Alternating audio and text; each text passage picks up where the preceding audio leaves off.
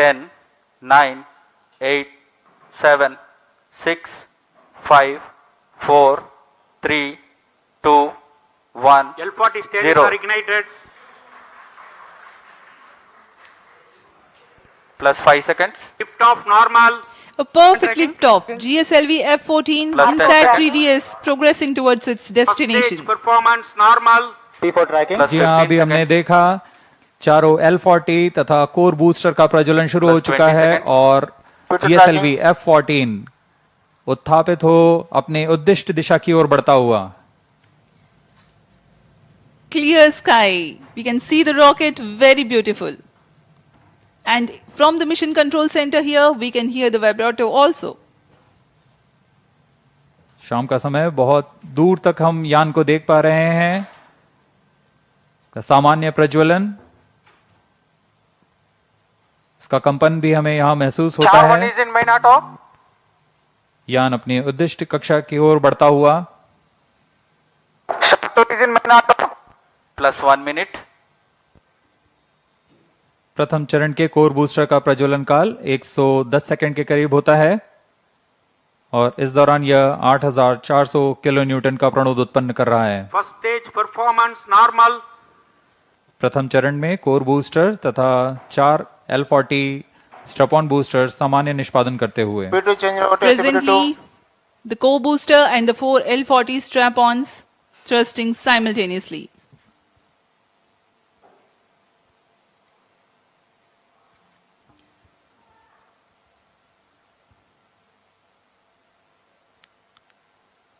S-139 scheduled to burn for 110 seconds.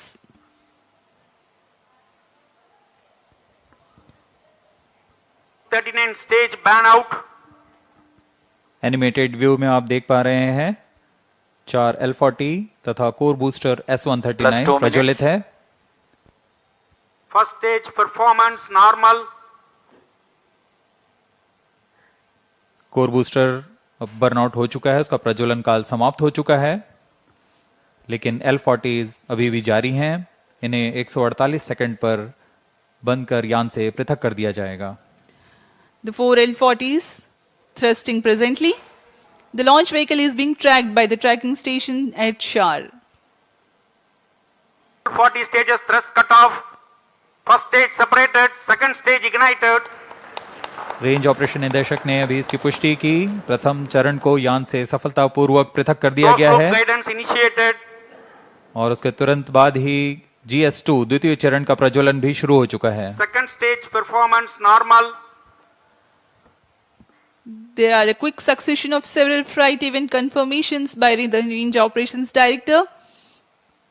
Plus 3 The minutes. first stage comprising of the S-139 and L-40s have been separated. The second stage is ignited and the performance is reported to be normal.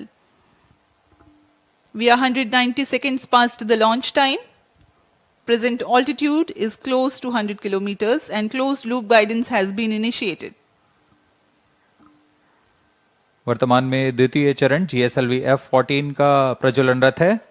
Second stage performance normal. इस दौरान यह 846 kilo Newton का प्रणोद उत्पन्न कर यान को उद्दिष्ट कक्षा की ओर ले जा रहा है। इसमें विकास इंजन का उपयोग किया जा रहा है और इसमें इंजन जिब्बल Payload fairing separated. यान से ऊष्मा कवच को पृथक कर दिया गया है। अब यान की ऊंचाई 113 किलोमीटर है। यह घने वातावरण को पार कर Plus चुका 4 है। minutes. Dense atmosphere has been crossed by the launch vehicle and hence the payload fairing has been separated. Presently, Shah ground station continues to track and Port Blair station has started to acquire the data. यह mission Second stage पूर्वी दिशा का mission performance है, normal. इसलिए शार स्थित port Blair स्थित ground station वर्तमान में इसे ट्रैक करते हुए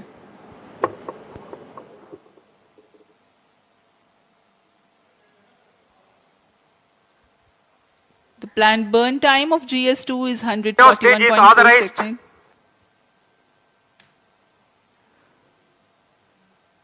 क्रायो अपर स्टेज जो कि तृतीय चरण है GSLV F-14 का, उसे ऑथराइज कर दिया गया है प्रज्वलन के लिए द्वितीय चरण के प्रज्वलन काल के पश्चात पृथक्कन होगा। Second stage thrust cutoff.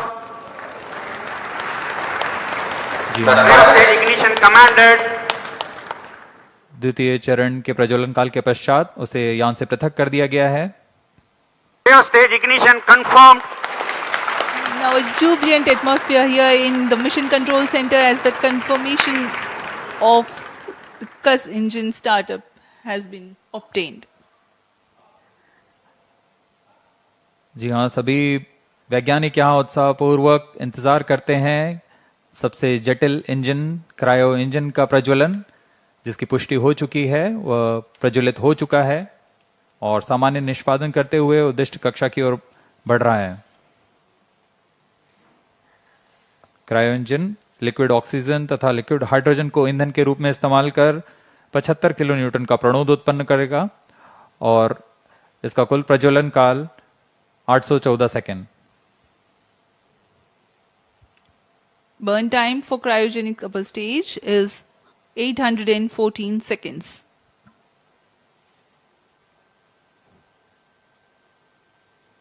सभी दर्शकों के लिए यह उत्साहपूर्ण पल। Cryo stage performance normal.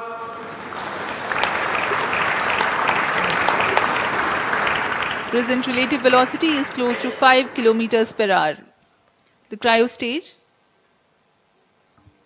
I'm sorry, the relative velocity presently is 5 kilometers per second.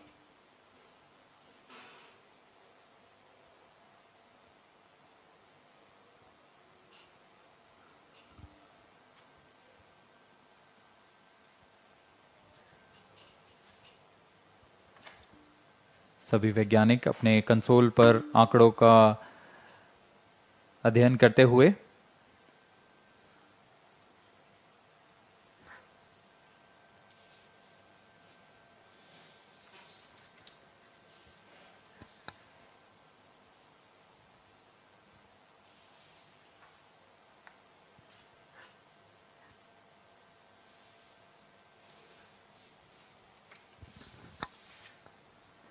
इस मिशन के मुख्य उद्देश्य इस प्रकार हैं।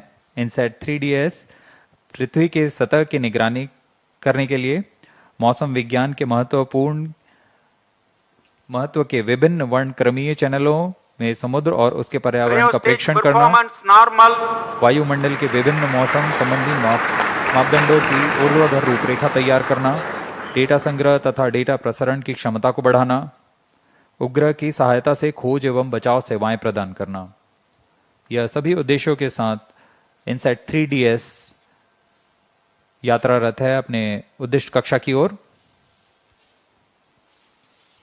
+8 minutes. The satellite INSAT 3DS is fully funded by the Ministry of Earth Sciences, various of its departments such as India Meteorology Department, IMD, National Center for Medium Range Weather Forecasting, NCM RWF, Indian Institute of Tropical Meteorology, IITM, National Institute of Ocean Technology, NIOT, and Indian National Center for Ocean Information Services, INCOIS, and various other agencies and institutes will be using INSAT 3DS satellite data to provide improved weather forecasts and meteorological services.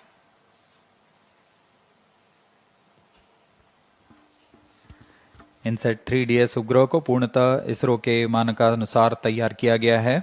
Cryo stage performance इस उपग्रह normal. का अक्ष नियंत्रण शून्य संवेग अभिनति तंत्र पर निर्धारित है, जो 4 रिएक्शन व्हील्स तथा जायरो की मदद से क्लोज लूप नियंत्रण का प्रयोग करेगा। इसमें ऊर्जा तंत्र में 100 ampere hour lithium ion battery के साथ एक तरफा सौर पैनल का प्रयोग किया जा रहा है, जो लगभग 1.6 किलोवाट की ऊर्जा उत्पन्न करेंगे। इसमें सक्रिय तथा निष्क्रिय ताप नियंत्रण का इस्तेमाल किया जा रहा है।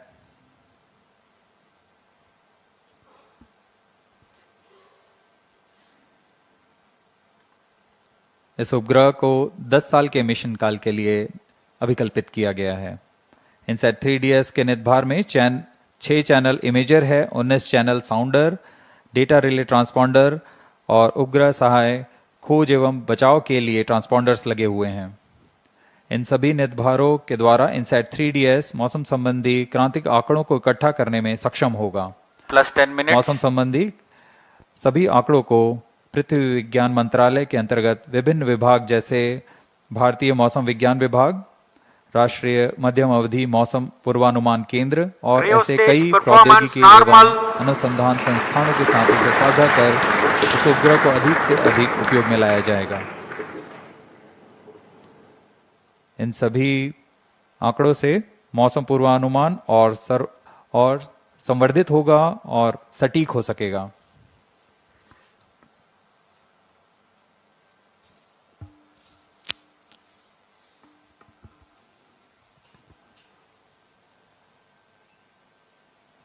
वर्तमान में क्रायो अपर स्टेज प्रज्वलित है और समान निष्पादन कर रहा है।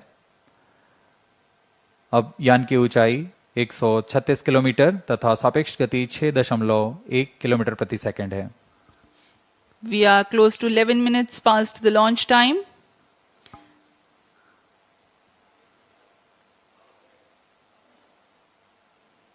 Port Blair station currently tracking, and Brunei station will shortly start to acquire the data. INSAT 3DS satellite carries a multispectral imager or optical radiometer capable of generating images of Earth and its environment in 6 wavelength bands. Atmospheric motion vectors are derived by tracking clouds or water vapor pattern in successive satellite images. AMV Cryo includes stage information performance on normal. wind speed and direction. The 19-channel sounder payload will provide the information on the vertical profiles of the atmosphere, sea and land surface temperature, cloud properties, and microphysical parameters, upper tropospheric humidity profiles, Plus 12 minutes. and total ozone, etc. to study about atmosphere, land, and ocean.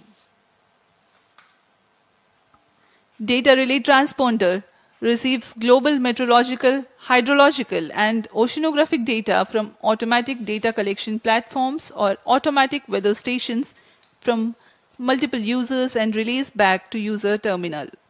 The data products that generated cater to varied range of applications. The history of automatic weather stations in India can be traced back to 1980 when IMD conducted a pilot experiment with ISRO to operate small network of data collection platforms via satellite for Earth observation to the receiving station at Cryo Sriharikota. stage performance In normal. 1997, the AWS network was upgraded. IMD has a network of many AWS, Agro AWS, and ARC.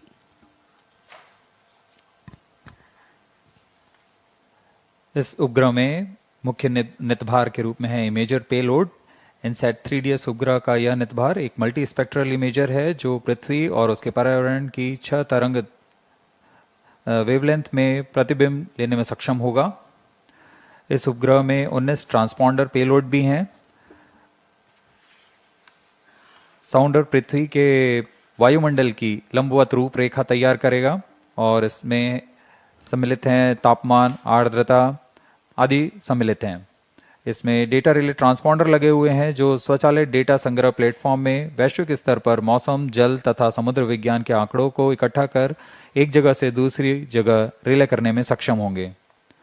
इस उपग्रह में खोज और बचाव कार्य के लिए transponder लगे हुए हैं। इसमें बीकन ट्रांसमीटर हैं जो आपदा संदेशों को रिले Plus करता है 14 और minutes. चेतावनी संदेशों के लिए भी संवेदनशील है। UHF बैंड में वैश्विक कवरेज के साथ यह आपदा प्रबंधन में एक बहुमूल्य सहायक होगा। Cryo stage performance normal.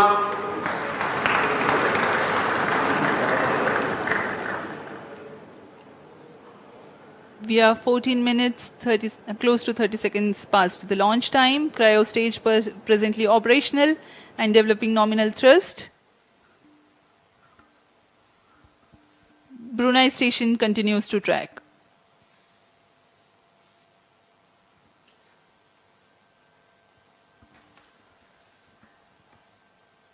यह मिशन पूर्वी दिशा का मिशन है, इसलिए ग्राउंड स्टेशन शार 1 शार 2 तथा पोर्ट ब्लेयर ब्रूने बैग स्थित ग्राउंड स्टेशन हमें इसके आंकड़े उपलब्ध करा रहे हैं।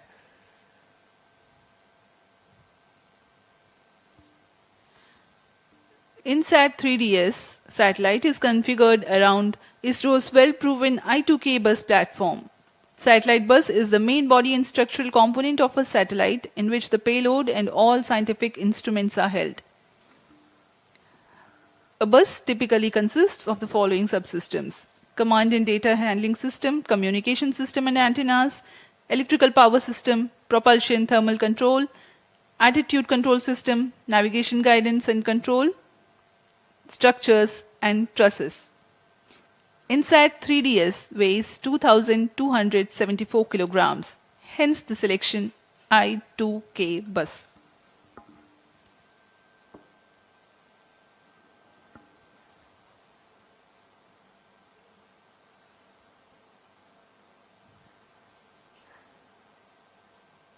क्रायोपर स्टेज तृतीय चरण 16 और minutes. अंतिम चरण है GSLV F-14 का। वर्तमान में यान की ऊंचाई 153 किलोमीटर तथा सापेक्ष गति 8.3 किलोमीटर प्रति सेकंड है। सभी तंत्र क्रायो इंजन के सामान्य Cryo निष्पादन stage करते हुए performance normal. इस दौरान यह 75 किलो न्यूटन का प्रणोद उत्पन्न कर उपग्रह को उद्दिष्ट कक्षा में ले जाता है। इसमें अभिवृत्ति नियंत्रण के लिए 2 वर्नियर जेट्स लगे होते हैं।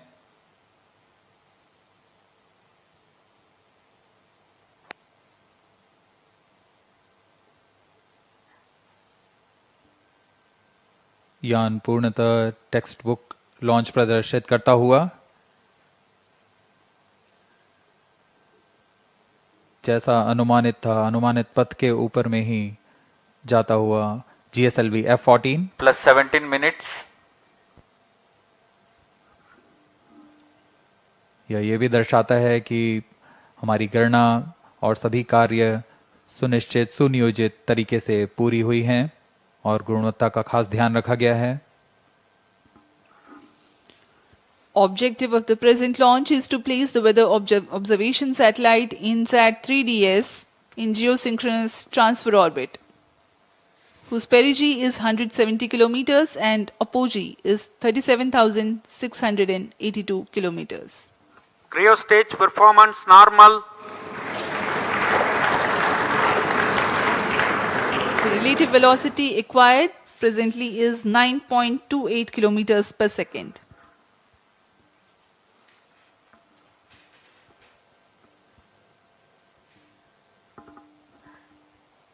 अब कुछ ही सेकंड्स में हम देखेंगे Plus तृतीय 18 चरण minutes. के कार्यकाल को समाप्त कर इसे बंद कर दिया जाएगा और अंतःक्षेपण उपग्रह के अंतःक्षेपण की स्थितियां प्राप्त होते ही उपग्रह को तृतीय चरण से पृथक कर उसकी उद्दिष्ट कक्षा में अंतःक्षेपित किया जाएगा।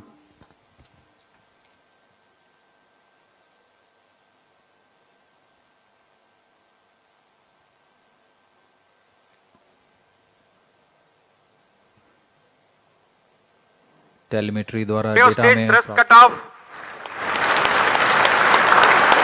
Satellite injection conditions are achieved. Cryo चरण को बंद कर दिया गया है। सुनियोजित ढंग से यह किया जा रहा है, यह पूर्व निर्धारित है। INSAT 3DS satellite separated. GSLV F-14 INSAT 3DS mission accomplished. Handing over to mission director.